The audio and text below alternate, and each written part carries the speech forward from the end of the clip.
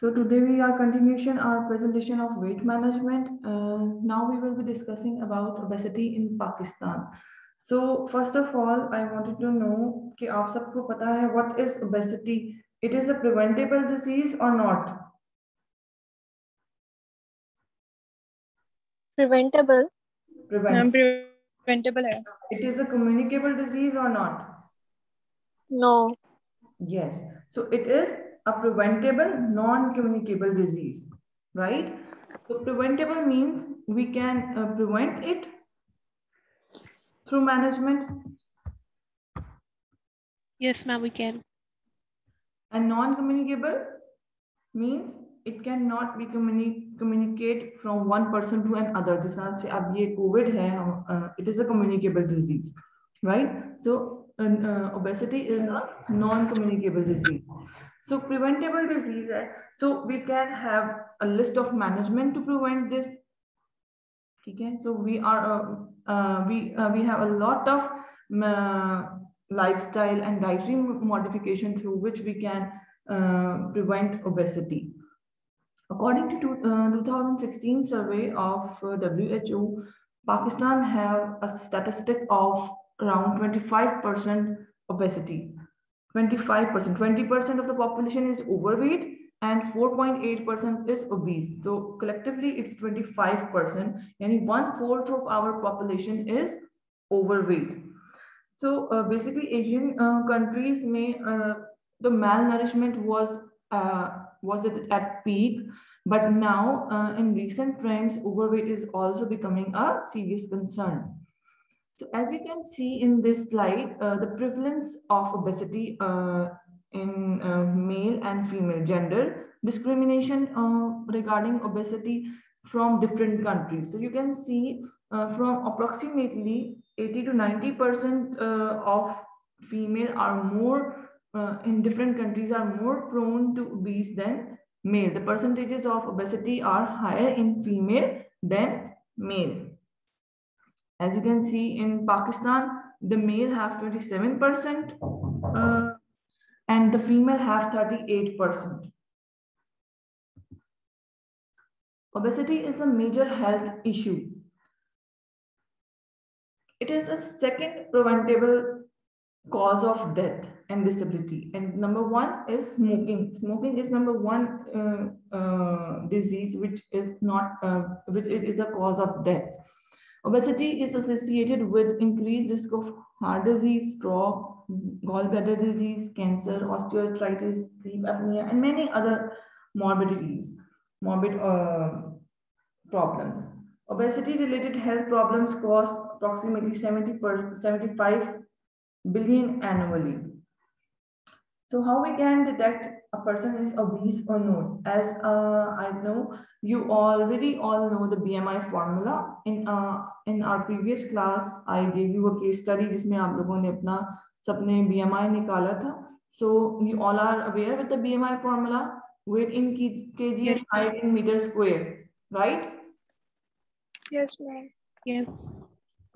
So this is the scale where we from where we can check either a person is underweight, overweight, obese, and extremely obese. So overweight ratio is between 25 to 29, and from 30 to 34.9 is obese, and 35 and greater is extremely obese.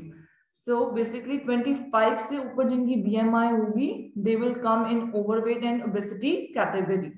So उनको हमने जो है वो treat करना है. This is the scale as you can see.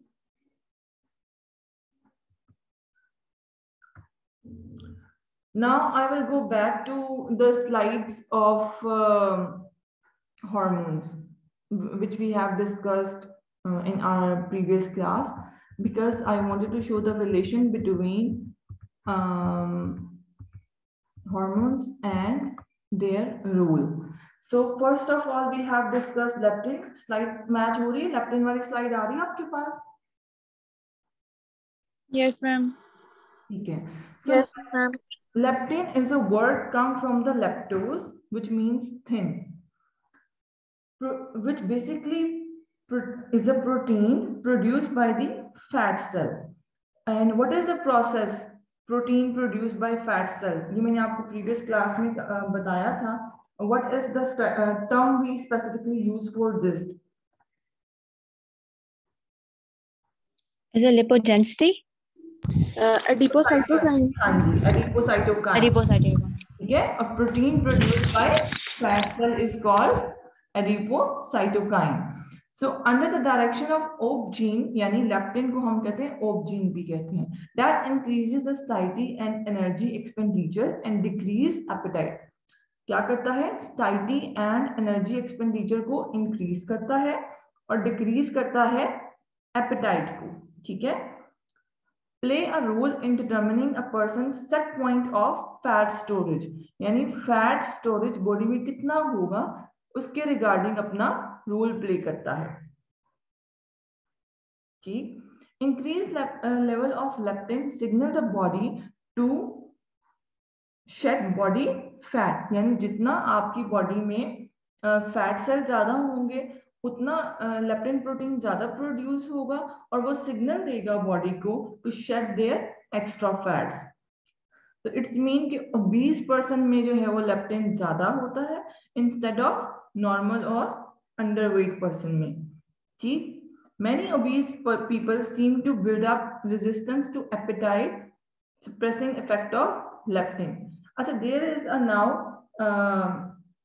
a little change about its concept, लेकिन हम basically कह रहे हैं कि leptin जिसमें ज्यादा होगा उसमें fat storage ज्यादा होगा और फैट बर्न भी ज्यादा, यानी उन पर्सन में लेप्टिन होगा जिनमें फैट स्टोरेज ज्यादा होगा और फिर ये फैट को शेड भी करेगा. लेकिन इसके बारे में ये भी कहा जाता है कि समटाइम्स लेप्टिन ज्यादा होने की वजह से आपकी एपेटाइट डिक्रीज होती है और ये सप्रेस करती है लेप्टिन के रोल को. ठीक है.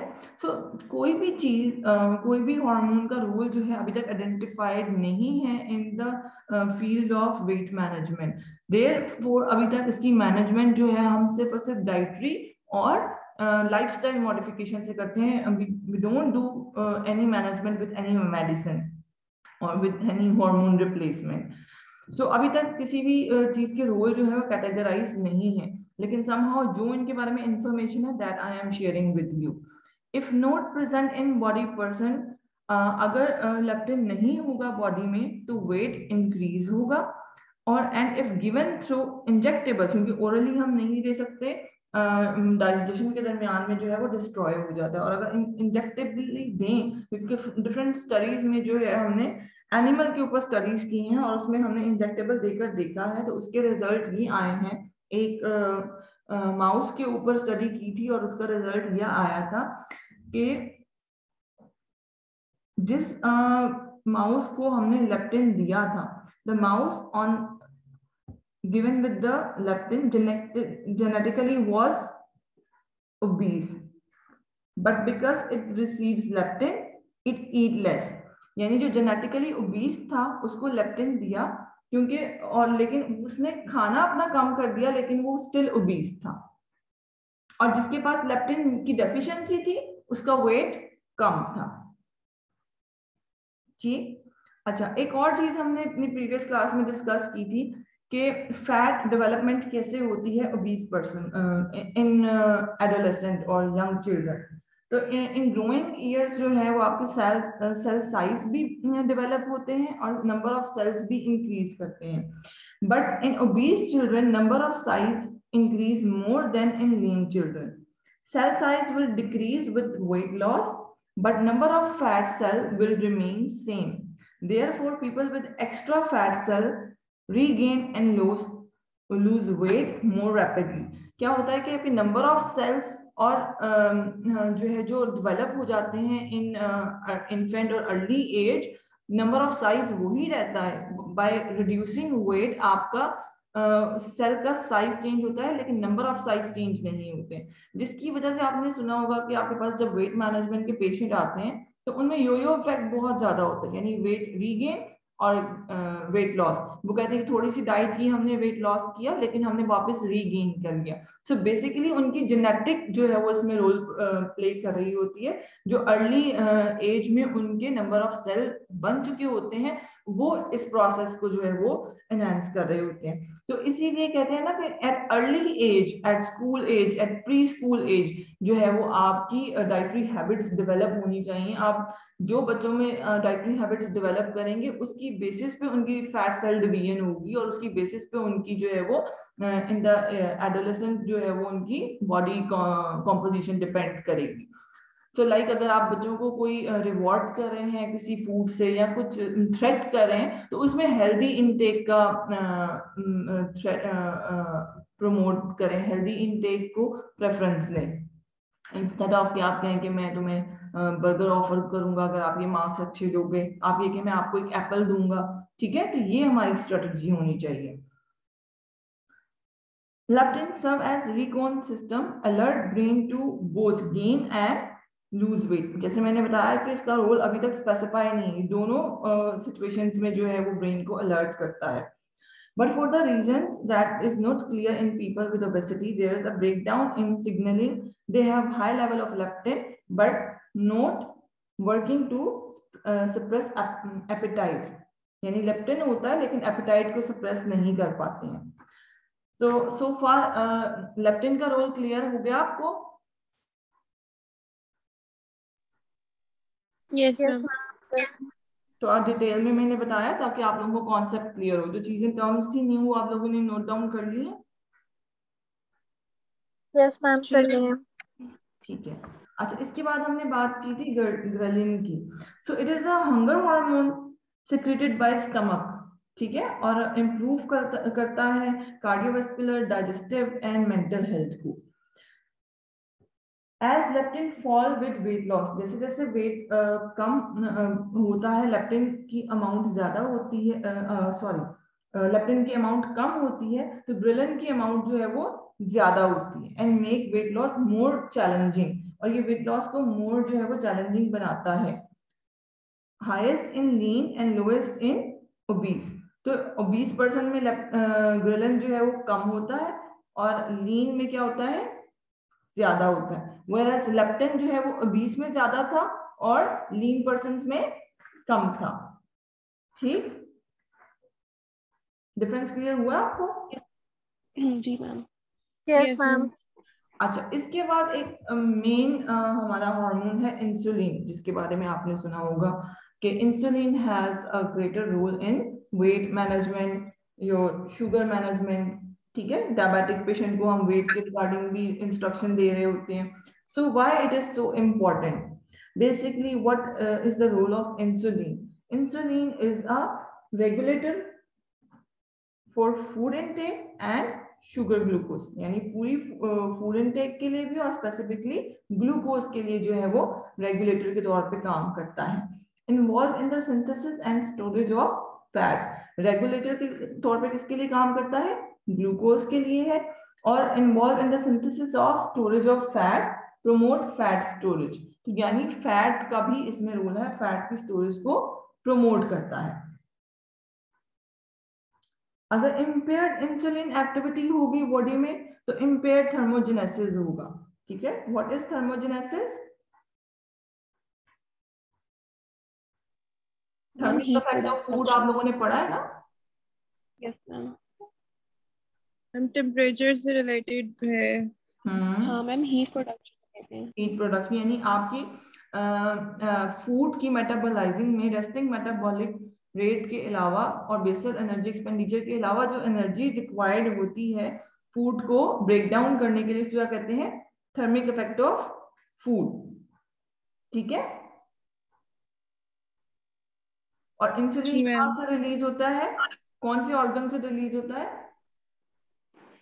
Pancreas. Pancreas. It's response to, Beta cell का। and it is in response to rise in blood sugar Glucose level. ठीक है। जितना बॉडी का ब्लड शुगर लेवल ज्यादा होगा उतनी इंसुलिन ज्यादा प्रोड्यूस होगी। क्यों? क्योंकि जी मैम। इसको रेगुलेट करेगी, इसको स्टोर करेगी और उसके साथ साथ फैट की स्टोरेज की सिंथेसिस को भी प्रमोट करेगी। So this hormone help spirit away excess glucose into two forms. Muscles में भी कन्वर्ट करती है और फैट सेल्स में भी कन्वर्ट करती है। मसल्स में किस तरह से करती है? Glucose burn as fuel and store as glycogen. ये सब कुछ आप लोग पढ़ चुके हैं ना पहले। और फैट सेल जी में यस मैम। बर्न करती है और कंजर्व करती है एज फैट। ठीक। सो अब आपने एक टर्म सुनी होगी डिफरेंट डाइट की, कीटो डाइट, एटकिन डाइट्स, ये टर्म सुनी है आपने, डिफरेंट डाइट ऑर्डर्स की। यस जी मैम। मैम। ठीक है, क्या पता है कीटो डाइट के बारे में आप लोगों को? What is keto diet? Ma'am जिसमें हम सिर्फ फैट कार्बोहाइड्रेट का सोर्स ही से देते हैं, फैट सोर्स से सिर्फ देते हैं, बाकी चीजें कम कर देते हैं, कार्ब्स एंड प्रोटीन्स। कार्बोहाइड्रेट बहुत कम होते हैं। कितने कम कर देते हैं? उतने कम के जितनी हमारी बॉडी को जरूरत है ना, बस वो उतने ही दें, बहुत एक्सेस ना दें, जो कि blood glucose level What is raise the ना normal body करे। requirement for carb? What is the percentage requirement for carb for the normal person? 45 45 to to 75। 65 45। to 45 to 65%। 60% is a normal recommendation, 60 to 65. So अगर आप और अगर हम इसे grams में convert करें, 60% अकॉर्डिंग टू 2000 के कैल प्लान, अगर एक पर्सन का 2000 कैलोरीज का प्लान है और उसमें से 60% जो है वो कार्ब है, तो what will we will get the amount of carb in grams? Around 250 gram. Yes ma'am. ठीक है, so 250 gram carbs per day. And what happen in keto diet? You convert your all calories from fat, 70% from fat, 15 to 20% from protein, and 5 gram per day. 15% from carb. 15% mean almost 15 gram per day. 5 to अच्छा ma'am. 15 gram per day. And how many of one serving of carb give you gram component, carbohydrate component? For example, if you are taking one fruit, तो उसमें कितने ग्राम carb होता है? 15। 15 ग्राम carb होता है। So basically आप यानी एक सर्विंग से ज्यादा कार्ब की पर डे नहीं ले सकते हैं। ठीक है, सो ओके। इसके रिजल्ट में क्या होता है? बॉडी फैट से जो है जनरेट करती है आपकी एनर्जी। एनर्जी को, वेट लॉस।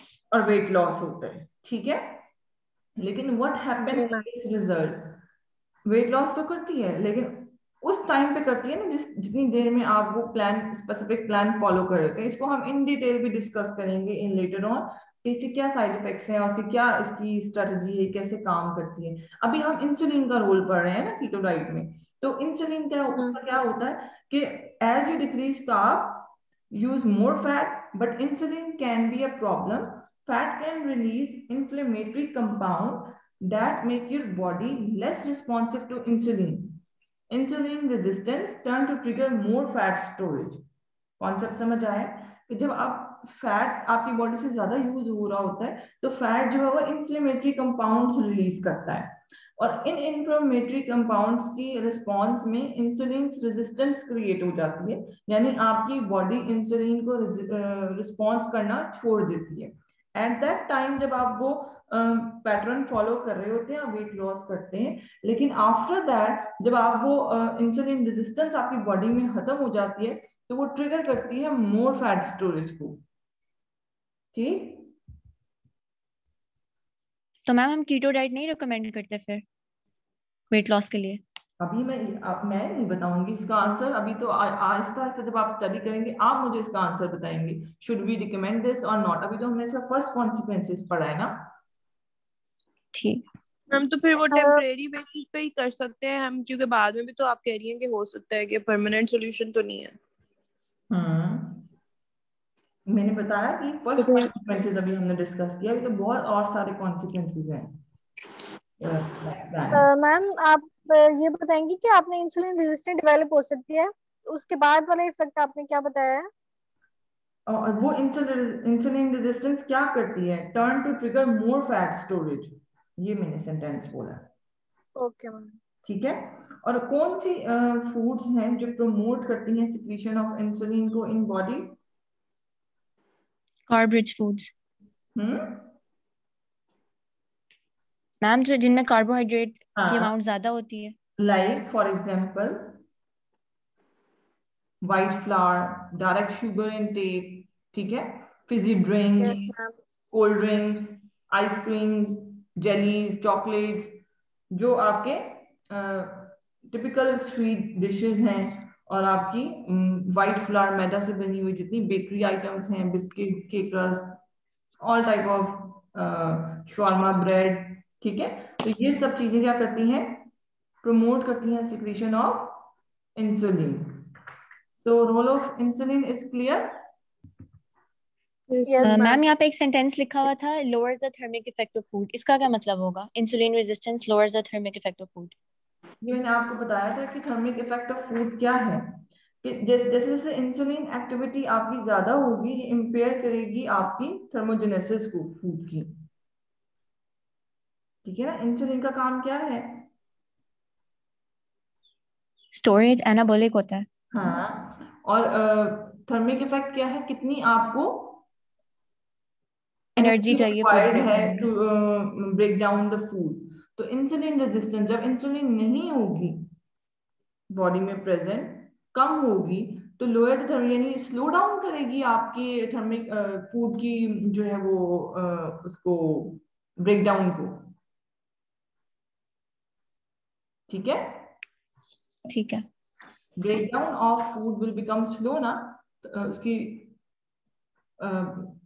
रेजिस्टेंस की वजह से। अच्छा, अब हम लेकिन मैम इंसुलिन तो एनाबॉलिक है ना, स्टोर कराएगा, ब्रेक डाउन तो द क्रिएटर ग्लूकागॉन नहीं कराएगा। ग्लूकागोन करवाएगा, लेकिन वो उसकी थर्मिक इफेक्ट को इफेक्ट कर रहा है। इनका डायरेक्ट रिलेशन है इम्पेयर्ड इंसुलिन एक्टिविटी का और थर्मोजेनेसिस का, ओके मैम। ठीक। अच्छा, अब हम कर रहे हैं ग्लूकागोन। ग्लूकागोन क्या करता है, are glucagon and insulin are friends और enemies? Enemies. Enemies. If one is up, the other is down. Down. Down. So glucagon is fat burning hormone and secreted by the consumption of protein. ठीक है, तो जितना हमारी diet में protein intake ज्यादा होगा, उतना ग्लूकागोन ज्यादा प्रोड्यूस होगा। ज्यादा। Increased secretion of glucagon is caused by hypoglycemia, increased level of norepinephrine, and epinephrine, increased plasma amino acid and cholecystokinin. अच्छा, उसके बाद हम कर रहे हैं कॉर्टिसोल। कॉर्टिसोल का रोल पढ़ा है आपने वेट मैनेजमेंट में?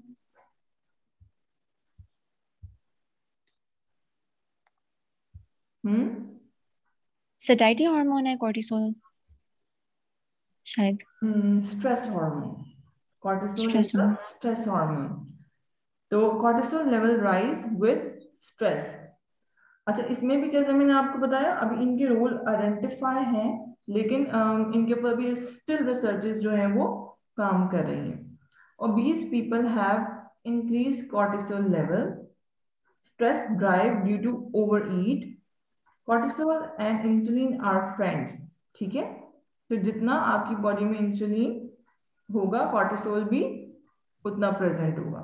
और कब कॉर्टिसोल ज्यादा होगा, इन स्ट्रेस कंडीशन जो है वो कॉर्टिसोल लेवल ज्यादा होंगे। If cortisol is elevated due to stress, insulin is typically get raised, which make weight loss difficult, ठीक है। क्लियर हुआ? तो मैम ये स्ट्रेस क्या, कौन सा हार्मोन आएगा? हंगर हार्मोन या सेटाइटी हार्मोन, किसके अंडर आएगा? आपका ग्लूकागोन जो है वो इज अ फ्रेंड, हंगर और साइटी से इसका रिलेटेड नहीं है। आपका ग्लूकागोन जो है वो स्ट्रेस हार्मोन है, सॉरी कॉर्टिसोल। आपका स्ट्रेस हार्मोन है। So cortisol is a key hormone in metabolism, and your body responds to stress, but its relationship to weight and gain and weight loss is complicated.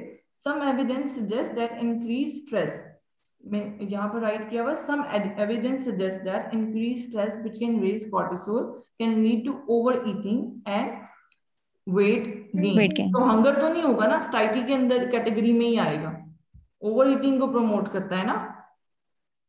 Ji People with serious metabolic condition that involve excessive cortisol production, such as Cushing syndrome, have an unhealthy increase in abdominal fat. Cushing syndrome के बारे में पढ़ा है आपने? Early aldosterone की ज्यादा secretion की वजह से। हाँ और अर्ली एडल्टहुड और चिल्ड्रन में ज्यादा होता है, और इसमें क्या होता है कि आपके कॉर्टिसोल लेवल भी ज्यादा हो जाते हैं और बॉडी की डिमांड्स बढ़ जाती हैं और अनहेल्दी इनटेक ऑफ फूड लेता है पर्सन। ठीक, अच्छा इसके अलावा एक और हार्मोन है estrogen, sex hormone, triggers puberty in girls and regulate fertility, promote cardiovascular health, bone, influence your mood. Estrogen affect body shape, store more fat to hip and thighs. In menopause, women gain visceral fat. तो basically ये females में ज्यादा present होता है। तो ये क्या करता है, फीमेल में कौन सी ओबेसिटी को प्रमोट करता है? Pear shape. ठीक, pear shape and apple shape obesity पढ़ी है आप लोगों ने? मैम सुनी हुई है। डिटेल में नहीं, मैम बस पेयर का नाम सुना हुआ है। पियर फीमेल्स में होती है और एप्पल मेल्स में होती है। अच्छा अब हमने यहां से छोड़ा था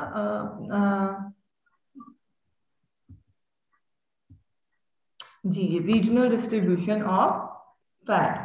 तो इसमें टू टाइप्स की हैं, पियर shape and apple shape. Peer shape is basically present in female and apple shape is in male. The lower Males. body obesity is called pear shape, यानी आपके थाई और हिप एरिया में जो ज्यादा fat storage होता है उसको क्या कहते हैं? पियर शेप। और जो आपकी अपर एब्डोमिनल पार्ट में जो ओबेसिटी होती है उसको क्या कहते हैं? Apple shape. एप्पल शेप कहते हैं। ठीक है, as you can see in this picture, lower body obesity क्या है? पियर शेप, और अपर बॉडी क्या है? और यूजुअली मेन में आपने देखे बेली पे ज्यादा फैट डिपॉजिट होता है, और फीमेल में जब इनिशियली स्टार्ट होता है फैट डिपॉजिट होना तो आपकी थाई और हिप एरिया पे जो है वो ज्यादा फैट डिपॉजिट होता है, राइट? Yes ma'am. जो अपर बॉडी शेप ओबेसिटी है, it is more related to different problem like diabetes, hypertension. Abdominal fat is released right into the liver, encouraged by testosterone and excessive alcohol intake. Acha, now we have one formula for desirable body fat. ठीक है, ये formula note down करें अभी, और इसके ऊपर अभी हम एक छोटी सी प्रैक्टिस करते हैं। Percentage of body fat is equal to 1.2 into BMI plus 0.23 into age in years minus 10.8 into gender minus 5.4. As you can see कि मेल जेंडर के लिए हम 1 कांस्टेंट ऐड करेंगे और फीमेल के लिए हम 0 ऐड करेंगे। बेसिकली तो हमें पता चल जाएगा कि if a patient is overweight और ओबीस थ्रू बीएमआई। अब desirable body fat percentage of body fat हमें क्या बताएगी कि इधर this obesity is related to different metabolic और हेल्थ रिस्क और नॉट। तो अगर परसेंटेजेस ज्यादा आएंगी तो person will be related to metabolic and health risk.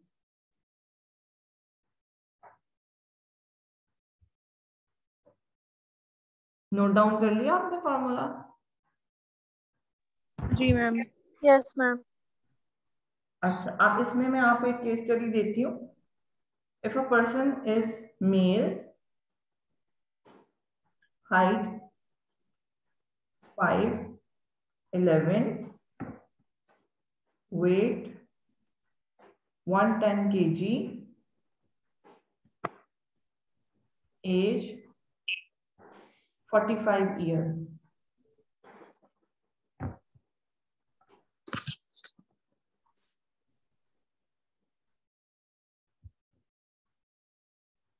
इसको आंसर इसका निकालें और मुझे बताएं कितने परसेंट आता है।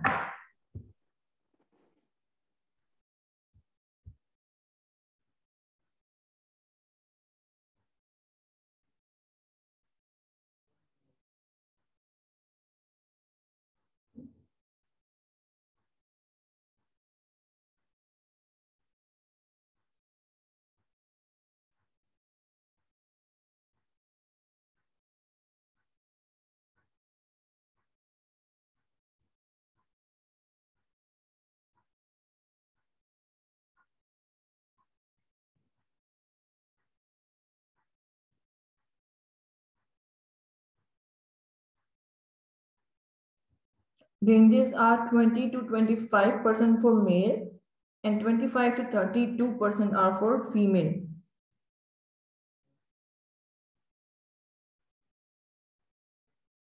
अगर मेल की परसेंटेज आपकी 20 से 25 के दरमियान में है तो इज इट कंसीडरेबल। अगर 25 से ज्यादा है तो it's mean the person is prone to metabolic and health risk. What answer you gate?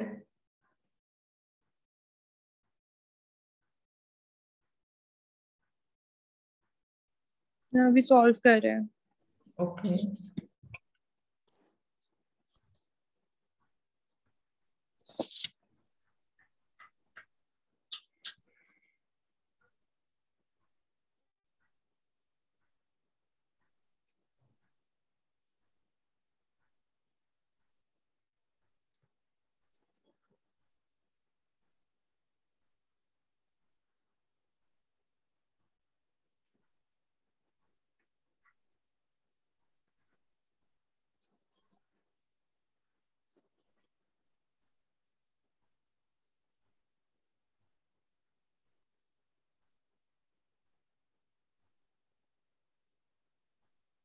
Is that difficult?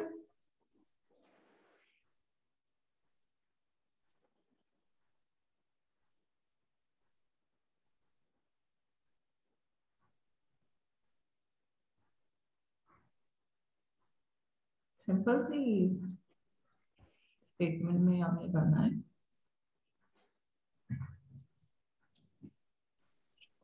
Ma'am आपने क्या मेरा वैल्यू 34% आ रहा है। जी 34%। ठीक, तो दिस इज अ मेल। ठीक है, तो मेल के लिए मैंने आपको क्या स्केल बताया है? 20 से 25% इज एक्सेप्टेबल, लेकिन 25% से ज्यादा है तो a person is at a risk of metabolic and different health problems. ठीक है, और फीमेल के लिए क्या स्केल है? 25 से 32, क्योंकि फीमेल में आपको फ्रॉम द वेरी फर्स्ट मैं बता रही हूँ मोर टेंडेंसी है फैट की। ठीक है, तो इसलिए उनकी परसेंटेज थोड़ी ज्यादा है देन मेल। क्लियर हो गया सब? यस मैम 34% ही आ रहा है। 34% आया। So you can use this formula अपने आज के लिए आपकी एक्टिविटी है कि अपनी सराउंडिंग्स में अपने फ्रेंड सर्कल में जो भी कोई ओवरवेट है उनकी आप डिजायरेबल बॉडी फैट निकालें कि इज दैट जो वो ओवरवेट है उनका बॉडी फैट डिजायरेबल है या नहीं। तो अगर कोई पर्सन जो है वो डिजायरेबल रिस्क में स्केल में नहीं आ रहा तो उसको आपने इमीडिएटली वेट लॉस और डाइटरी मैनेजमेंट की इंस्ट्रक्शंस देंगे। ठीक है, नेक्स्ट स्लाइड पे चलो। Yes ma'am. Formula note down कर लिया आपने मेल और फीमेल के लिए? फीमेल के लिए आपने Yes, कांस्टेंट ma'am. 0 ऐड करना है और मेल के लिए 1, और परसेंटेज रेंज इसके नीचे ही लिखी हुई है। 20 to 25% is for male and 25 to 32% is for female. Females. So now we will be discussing, अभी तक तो हमने सारी इसकी हिस्ट्री और इससे रिलेटेड चीजों को डिस्कस किया, वेट से रिलेटेड। अब हम वेट मैनेजमेंट की बात करने जा रहे हैं। So what is the basic step? आपको क्या लगता है, आप लोग मुझे बताएंगे। अब इतनी डिटेल में पढ़ने के बाद मैं आप लोगों से सुनना चाहती हूँ, what will be the management first priority हमारी क्या होगी?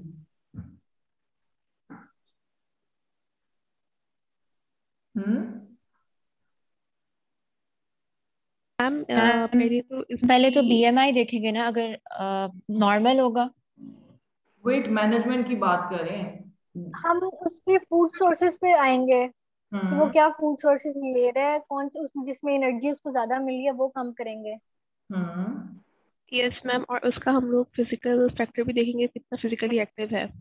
ठीक है, यानी हम फिजिकल एक्टिविटी इंप्रूव करेंगे। ठीक है, हम उसके फूड ग्रुप्स की जब बात की तो हम क्या कहेंगे, बैलेंस डाइट, यानी सब फूड ग्रुप्स को अप्रोप्रिएट अमाउंट में ऐड करें। और जी मैम, उसकी सबसे पहले हम किलो कैलोरीज देखेंगे, उसके बाद उसके कार्ब्स को देखेंगे और फैट्स और प्रोटीन्स को देखेंगे, और फिर उसके जनरली हिसाब से मुझे उसकी एक मैनेजमेंट ओवरव्यू करेंगे। दो, हम और क्या क्या चीजें स्ट्रीमलाइन करेंगे for weight management.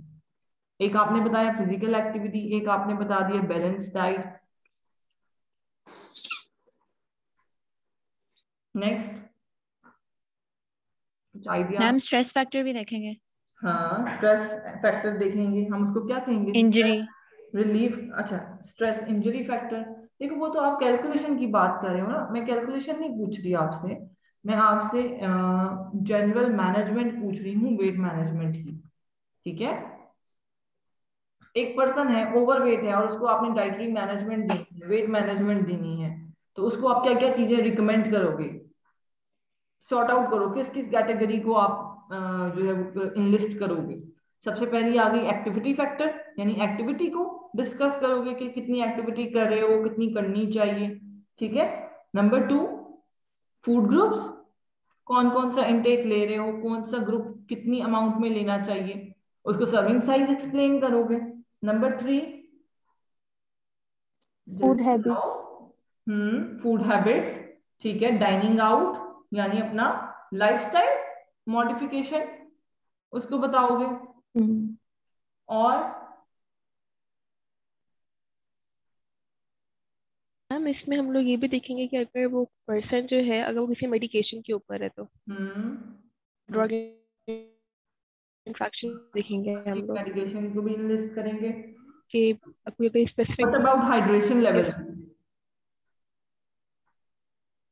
Yes ma'am, water intake भी उसका देखेंगे हम लोग, फ्लूइड इनटेक। कहेंगे स्टे हाइड्रेटेड, पानी ज्यादा से ज्यादा इनटेक ले, मिनिमम 3 लीटर्स तक। ठीक है, और sleep cycle effect your weight.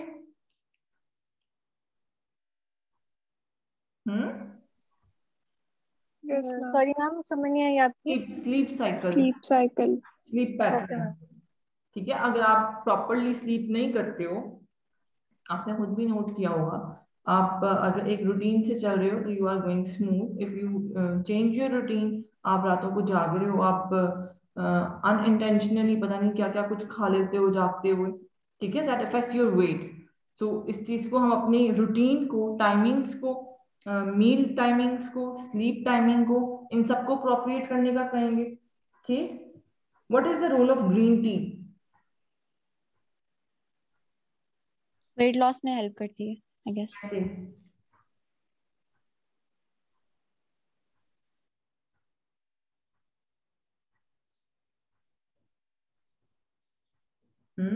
Boost metabolism. ठीक है, डाइजेशन जल्दी करवाएगी। मेटाबॉलिज्म को बूस्ट करती है, secrete amino acid L lithium, और वो क्या करता है, कामिंग इफेक्ट करता है बॉडी के लिए। अच्छा, अभी हमने बात की थी कॉर्टिसोल की, स्ट्रेस फैक्टर की। तो जब आप स्ट्रेसफुल होते हैं तब भी आपकी हैबिट्स चेंज होती हैं, डाइटरी हैबिट्स। Yes ma'am. तो हम क्या करते हैं, अपनी स्ट्रेस लेवल को इम्प्रूव करने के लिए क्या कहते हैं, आप अपना जो एग्रेशन है वो निकाल दो, किसी को हक कर लो, किसी के साथ अच्छा टाइम स्पेंड कर लो, तो आप प्लेजेंट फील करते हो। Yes ma'am. ठीक है, तो हम ये भी लाइफस्टाइल मॉडिफिकेशन में ये भी इंस्ट्रक्शंस देंगे। और क्या कहेंगे, मिनिमाइज इंसुलिन स्टिमुलेटिंग फूड। ठीक है, जो अभी हमने बात की थी, फिजी ड्रिंक्स जो और वाइट कार्ब प्रोडक्ट्स, इनका इंटेक क्या करेंगे, कम करेंगे।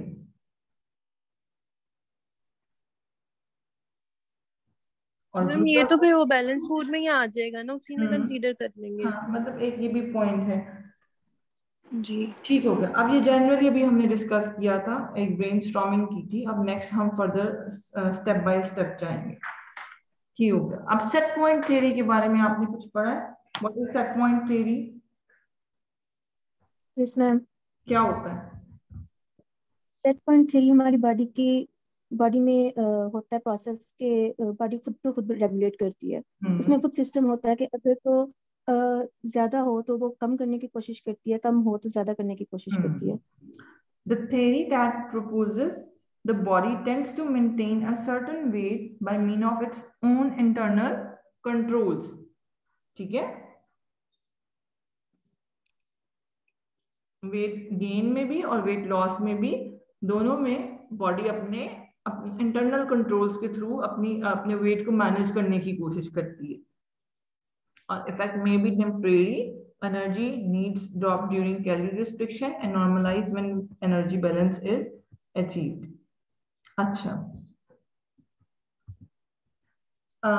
this is the table about popular diet जो फॉलो करते हैं। जैसे मैंने आपको बताया एटकिन डाइट्स या कीटो डाइट, उनकी फाइंडिंग्स क्या है अकॉर्डिंग टू सम रिसर्च, उन हर फैक्टर पे क्या इफेक्ट करती हैं। तो वेट लॉस पे क्या इफेक्ट करती हैं ये diets?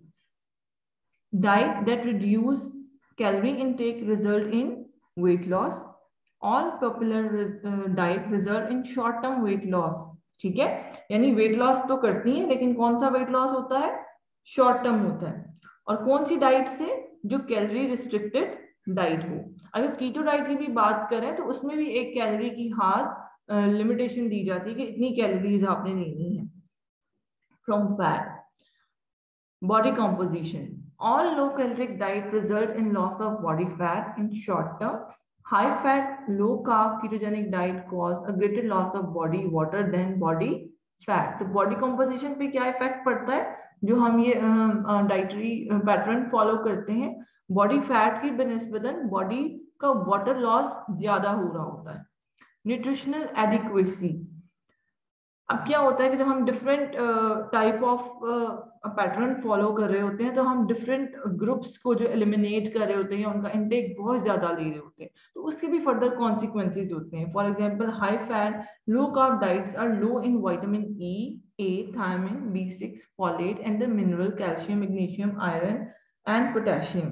They are also low in dietary fiber. तो जब आप एक specific type of pattern follow कर रहे हैं फॉर अ लॉन्ग टर्म, तो आपकी बॉडी में इन सब विटामिन और मिनरल्स की डेफिशिएंसी हो सकती है। Very low fat diets are low in vitamin E and B12 and mineral and zinc. With proper food choices, a moderate fat, balanced nutritional reduction diet is nutritionally adequate. तो क्या prescription है? Balance diet, balance nutrient reduction diet. ठीक है, balance nutrient reduction diet, यानी कि आप diet में restriction करें लेकिन बैलेंस्ड हो, each and every food group से उतनी क्वांटिटी जा रही हो जितनी आपकी डेली की रिक्वायरमेंट है। Metabolic parameters. Low carbohydrates cause ketosis and many significantly increase blood uric acid concentration. अब लैब वैल्यूज पे क्या इफेक्ट आते हैं जब आप कोई स्पेसिफिक टर्म टाइप की डाइट ले रहे होते हैं? फॉर एग्जांपल, हम कीटो की बात करें तो लिपिड प्रोफाइल जो है वो कीटो डाइट में पेशेंट की बहुत ज्यादा एलिवेट कर जाती हैं। तो this is the major consequences. ठीक है ना, उसके अलावा क्या होता है? यूरिक एसिड आपका इफेक्ट होता है हाई प्रोटीन डाइट की वजह से। Energy restrictions improve glycemic control. Glycemic control आपकी जो है वो बॉडी का पुअर हो जाता है।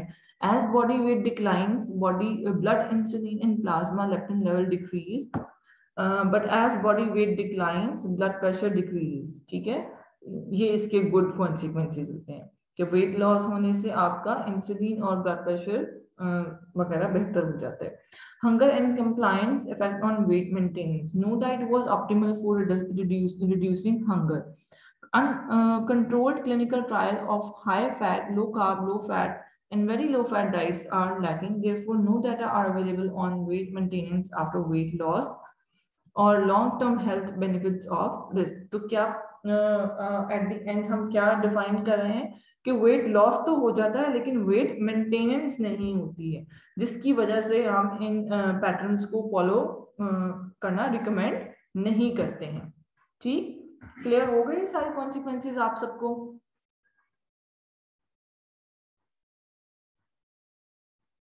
क्लियर? जी मैम। ठीक, अच्छा, how does your brain control your weight? अभी सेट पॉइंट की बात कर रहे थे, तो इंटरनल कंट्रोल होता है बॉडी का थ्रू ब्रेन। तो based on genetic factors your body weight stage with in a certain range or a set point. In order to maintain balance, the brain adjusts the body's hunger and metabolism to stay with this set point with range. The set point sets the amount of body fat that the brain believes is necessary to sustain and maintain using energy.